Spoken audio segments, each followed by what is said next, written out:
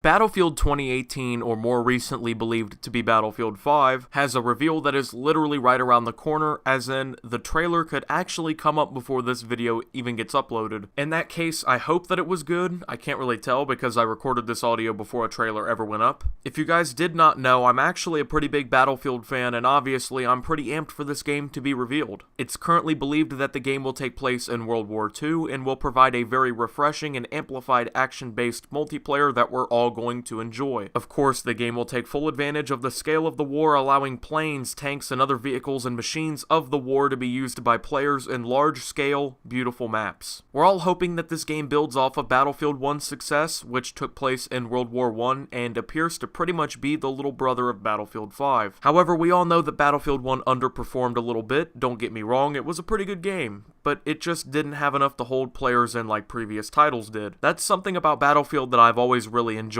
is that you can just revisit the older titles in the game and still find multiplayer servers because, you know, the games generally are good enough and have enough in them to hold down players for a long period of time. Battlefields 3 and 4 are great examples of this. Battlefield 1 did not have the luxury of being so good or so complete that it held players in, so much that even though new DLC was continuously releasing up through till just recently in February, player counts have remained generally low. Now, there are a few issues that are noticeable around Battlefield 1 and also with EA that are going to have to be fixed before Battlefield 5 releases, or else this game may suffer the same fate. And at a time where games like Fortnite, PUBG, other refreshing titles are basically just causing way more competition for your players than ever, mistakes like this will cause severe damage to the title. The biggest issue that needs to be noted is the business practices of EA. This kind of ties into other points that I've noticed, but clearly we're all aware of the Battlefront 2 scandal, which is a topic for a future video that I'd like to work on. It has continued to be one of the most effective controversies in gaming history in terms of the damage that it caused, and it was actually so bad that national governments got involved to start deciding whether or not loot boxes in video games constitute gambling.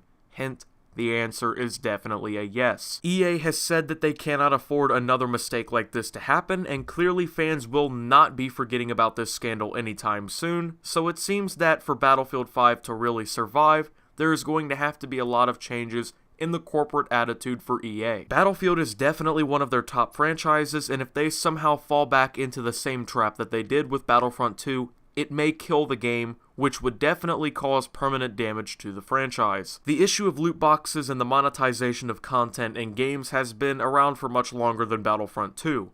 This is just an example of it getting so out of hand that it actually nearly killed an entire game. EA has since taken some efforts to make in-game purchases more about cosmetic items, and, you know, they've unraveled the progression system of their game out of loot boxes, which is obviously a very good step.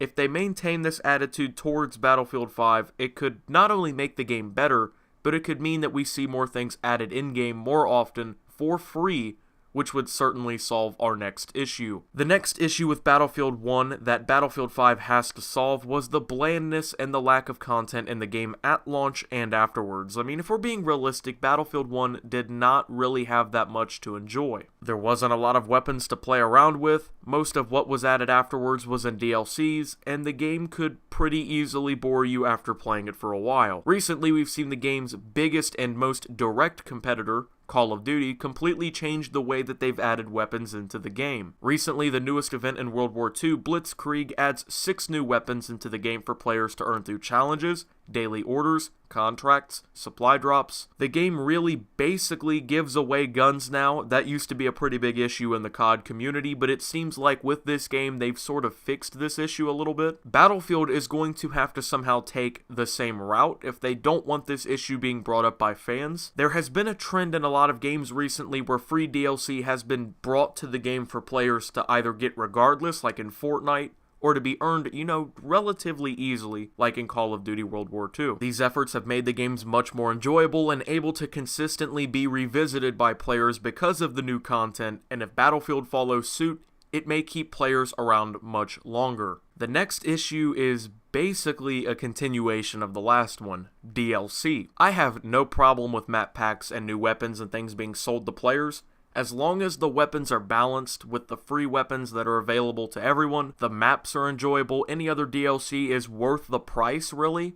I have no issue with it. Battlefield 1 had enjoyable DLC maps, fresh new weapons were added in with the DLCs as well, but the main issue is the gaps between the DLCs. Once again, let's revisit Call of Duty, okay? They release a new map pack generally once every 2 to 3 months, but all of the DLCs are out within a year, which is the common life cycle of a Call of Duty game, excluding Black Ops 3 because, as we know, it had a 5th DLC, which was Zombies Chronicles. Even though Battlefield games have longer lifespans, generally 2 to 3 years or more, there is still way too much time between even free DLCs, and that doesn't even include the paid ones. Well, I mean, this wasn't really that big of an issue in games like Battlefield 4, but definitely in Battlefield 1. For instance, we got Giant's Shadow, which was a free DLC, in December of 2016, and the first paid DLC for the game did not come out until mid-March of 2017. Keep in mind, the game launched in October. That is 5 months before premium users and people who wanted to buy that DLC got the first major DLC added to the game. The first 5 months was just basically playing the base game, which already didn't have enough content according to most of the community, and also playing a free but mediocre DLC map. It also doesn't really seem like a coincidence that within the first, 5 months of the game, pretty much before the first DLC, the player count for the game basically dropped in half. The only time that there's actually really any significant growth in the player count is when these new DLCs came out. Like, see, March there was a little bit of an increase, September there was a little bit of an increase, and even with the last 2 DLCs there wasn't actually even any growth. It just kind of remained stable, and ever since the last DLC it's been basically downward. But I mean, like I said, the first DLC comes out 5 months after launch, and then In the Name of the Tsar, which was the second DLC, didn't come out for another 6 months, and it released in September of 2017. In the first year of the game, there was 2 major DLCs added to the game. That is not a good rate. Between that time, there was literally 2 major updates to the game, and I'm talking about 2 major updates between both of the DLCs. 2 major updates in 6 months between DLCs is inexcusable. They tried to fix the issue with this spacing, releasing the last 2 DLCs within about 2 months of each other in December of 2017 and February of 2018, but by this time it was already too late for most players, the counts were dropping for player counts, and generally the game had basically failed by that point. Overall, there is another glaring issue that ties directly into these other 2, okay? People are paying $60 for the premium pass. They want these DLCs for free. Well, they're not really free, but they call them free because you bought the pass. You really just save some money, but the issue is they have to wait so long to get them. And by that time, there isn't really that many people playing on the DLCs. I'm not saying you can't find any matches, but the amount of players that they would want are definitely not there.